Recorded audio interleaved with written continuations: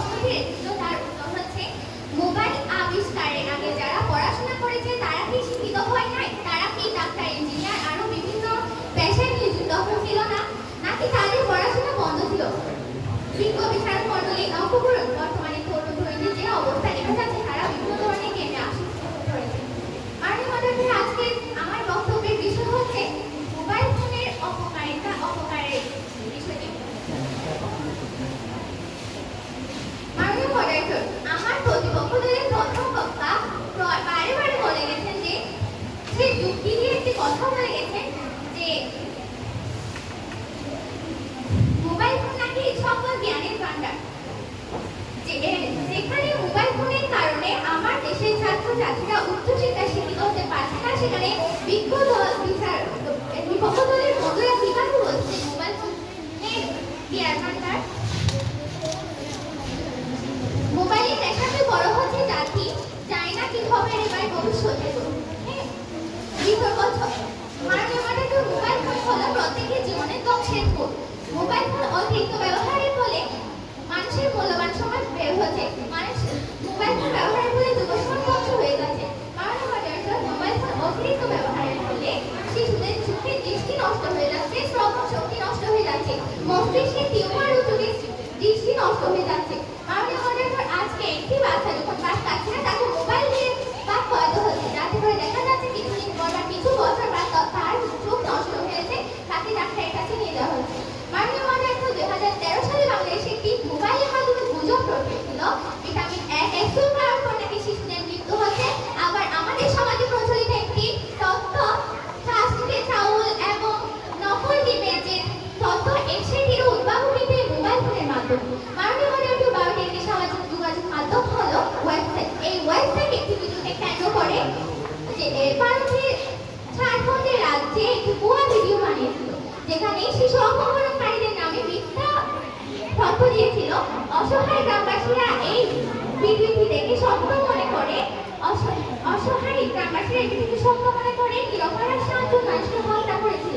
ভারতে প্রায় এই মোবাইল ফোনের কারণে 46 জন মানুষের মৃত্যু হয়েছিল। মাননীয় মডারেটর, ফেসবুক ব্যবহারকারীর সংখ্যা বিষয়টি আমাদের ফেসবুক আইডি খোলা হয়ে যাচ্ছে, যা কিনা বাংলাদেশের জন্মহারের চেয়েও বেশি।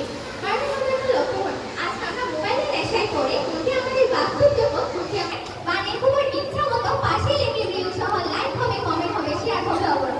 মাননীয় মডারেটর, আমরা লাইক কমেন্টের আশায় মোবাইলের নেশায় মুক্ত হয়েছে। মাননীয় মডারেটর, কবি কাজী নজরুল ইসলাম একটি সবারই কবিতায় লিখেছিলেন, দূর হলো কুটুমনি ঘুরে ওই ডাকি সাথে ফুলকুটি। মাননীয় মডারেটর, আজকের কুকিরা ভোরবেলায় ঘুরতে চায় না, তারা রাত দেখে মোবাইলের নেশায় মুক্ত থাকে, তার কারণে তাদের সকালে উঠতে কষ্ট হয়। মাননীয় মডারেটর, আমরা আজকে অনলাইনে গিয়ে প্রতিবাদ করি না, বরং একটি মোবাইলের মাধ্যমে সেটাকে স্ট্যাটাস করে সুশীল বানানোর চেষ্টা করি। মাননীয় মডারেটর, যে অসংখ্য মানুষ ভিডিও ধারণ করছে এবং যাকে অ্যাম্বুলেন্স এবং অনলাইনে সাহায্য আসতে না পারে, জায়গাটিও সে জায়গাটিও আমাদের সমাজ দেওয়া হচ্ছে। আমরা কতটাই নেশায় বুদ্ধ হয়ে আছি আমরা অনুমান করতেই পারি। মাননীয় মডারেটর, বন্ধু, আপনারা কিভাবে বলেন যে মোবাইলের ব্যবহার বাল্যভাজে ব্যবহৃত হচ্ছে? মাননীয় মডারেটর, এই যে মোবাইল ফোন আমাদের মতো মৌলবাদী শিক্ষার্থীদের পড়াশোনা কেটে গেছে। মাননীয় মডারেটর, বর্তমানে আজকে শিশুদেরকে খেলার মাঠে দেখা যায় না, তাদেরকে পড়ার টেবিলে দেখা যায় না, তাদেরকে দেখা যায় একটি রুমের মধ্যে কেউ বা বিনোদন করতেছে, কেউ বা গান শুনতেছে, মোবাইলের মধ্যে, কেউ বা ফ্রি ফায়ারের মধ্যে নেশায় মুক্ত হয়ে আছে।